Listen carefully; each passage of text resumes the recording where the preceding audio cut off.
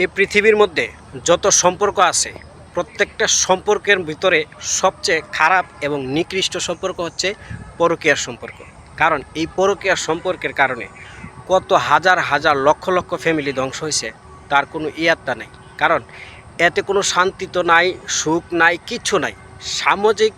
সাময়িকভাবে হয়তো আপনার কিছুটা সুখ থাকে, কিছুটা শান্তি থাকে, কিন্তু সত্যিকার অর্থে আসলে এটা কোনো সুখও না, শান্তিও না।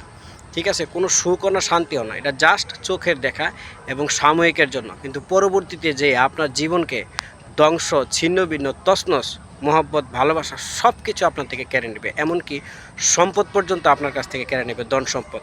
আর যারা পরকীয়া সম্পর্ক করে, অবৈধ সম্পর্ক করে বা নারীদের সাথে অবৈধভাবে সম্পর্কে লিপ্ত থাকে, সত্য কথা বলেন, আল্লাহর কসম করে বলি, তারা কখনো কোনো দিন অর্থ সম্পদের মালিক হয় না। শেষ বয়সে তারা চিকিৎসার অভাবে মারা যায়, এমন অহরহর ঘটনা আছে যেগুলো আসলে পরকীয়া সম্পর্কের কারণে হয়। দেখেন, নিজে তো নিজের সংসার ধ্বংস করতেই আছে, পাশাপাশি আরেকজনের দুইটা সন্তান আছে, তিনটা সন্তান আছে, পিতামাতা আছে, তার সংসারটা সহকারে ধ্বংস করতেছে।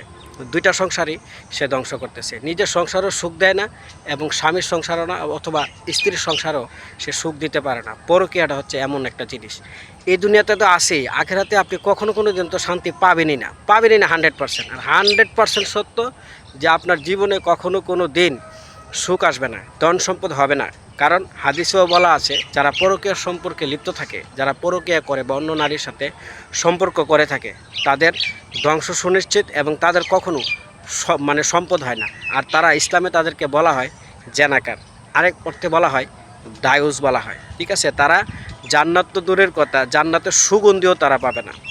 এত নিকৃষ্ট একটা জিনিস। তাই বলবো, পরকীয়ার মতো জঘন্য অপরাধ থেকে ফিরে আসুন। কারণ এখনও সময় আছে ভাই, সময় গেলে সময় ফিরে পাবেন না।